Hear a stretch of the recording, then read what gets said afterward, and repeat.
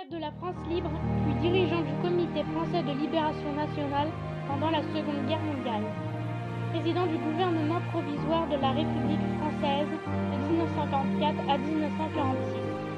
Président du Conseil des ministres français de 1958 à 1959.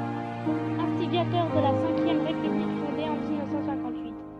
Il est président de la République française du 8 janvier 1959 au 28 avril 1969. 10 ans, 3 mois et 20 jours. Il est le premier à occuper la magistrature suprême sous la Ve République. Élevé dans une culture de grandeur nationale, Charles de Gaulle choisit la carrière d'officier. Il est fait prisonnier lors de la Première Guerre mondiale. Il sert et publie dans l'entourage de Philippe Pétain, prônant auprès de personnalités politiques l'usage des divisions de blindés et mène plusieurs contre-attaques pendant la bataille de France. Il est promu général de brigade à titre temporaire le 25 mai 1940. Il est nommé sous-secrétaire d'État à la guerre et à la défense nationale dans le gouvernement Reynaud, pendant l'exode de 1940. Il rejette l'armistice demandé par Pétain à l'Allemagne nazie. De Londres, il lance à la BBC à 18h30 l'appel du 18 juin 1940. Quoi qu'il arrive, la flamme de la résistance française ne doit pas s'éteindre et ne s'éteindra pas. Condamné à mort et déclaré déchu de la nationalité française par le régime de Vichy, il veut incarner la légitimité de la France et être connu en tant que puissance par les Alliés. Ne contrôlant que quelques colonies mais reconnu par la résistance, il fusionne en 1943 la France libre au sein du Comité français de libération nationale, dont il finit par prendre la direction. Il dirige le pays à la libération. Favorable à un exécutif fort, il s'oppose au projet parlementaire des partis et démissionne en 1946. Il fonde le Rassemblement du peuple français, mais son refus de tout compromis avec le régime des partis l'isole dans une traversée du désert à l'écart de toute responsabilité. Charles de Gaulle et son épouse Yvonne de Gaulle créent en 1945 la fondation Anne de Gaulle pour leur fille Anne de Gaulle née trisomique et pour apporter une aide aux personnes handicapées mentales sans ressources.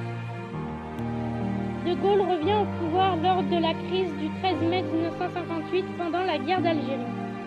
Investi président du Conseil, il fait approuver la Ve République par un référendum. Élu président de la République, il veut une politique de grandeur de la France. Il affermit les institutions, la monnaie nouveau franc, et donne un rôle de troisième voie économique à un État planificateur et modernisateur de l'industrie. Il renonce par étapes à l'Algérie française, malgré l'opposition des pieds noirs et des militaires qui avaient favorisé son retour. Il poursuit la décolonisation de l'Afrique noire et y maintient l'influence française.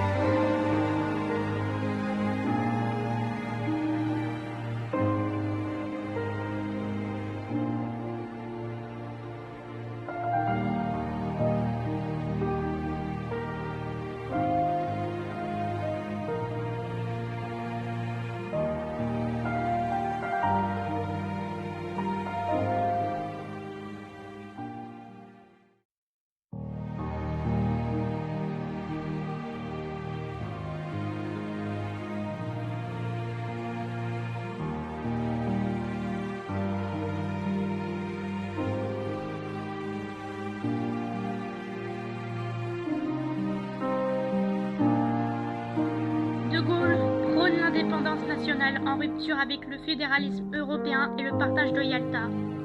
Il préconise donc une Europe des nations, impliquant la réconciliation franco-allemande et qui irait de l'Atlantique à l'Oural, réalise la force de discussion nucléaire française, retire la France du commandement militaire de l'OTAN, oppose un veto à l'entrée du Royaume-Uni dans la communauté européenne, soutient le Québec libre, condamne la guerre du Vietnam et reconnaît la Chine communiste. Sa vision du pouvoir, c'est-à-dire un chef directement approuvé par la nation, l'oppose au parti communiste, socialiste et centriste pro-européen. Il critique un style de gouvernance trop personnel, voire un coup d'État permanent.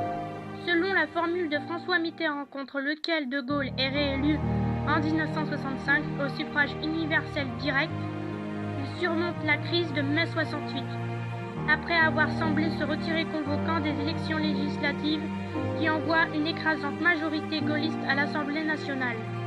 Mais en 1969, il engage son mandat sur un référendum sur la réforme du Sénat et de la régionalisation et démissionne après la victoire du non. Il se retire dans sa propriété, la boisserie de Colombelles et des Églises, où il meurt 18 mois plus tard, le 9 novembre 1970. Charles de Gaulle est considéré comme l'un des plus grands dirigeants français, les plus influents de son siècle. Il est aussi un écrivain de renom. Il a notamment laissé des mémoires de guerre où il affirme s'être toujours fait une certaine idée de la France, jugeant que la France ne peut être la France sans la grandeur. Cet homme est l'un des plus grands de notre histoire et le plus marquant de tout le monde entier. Il est le seul à avoir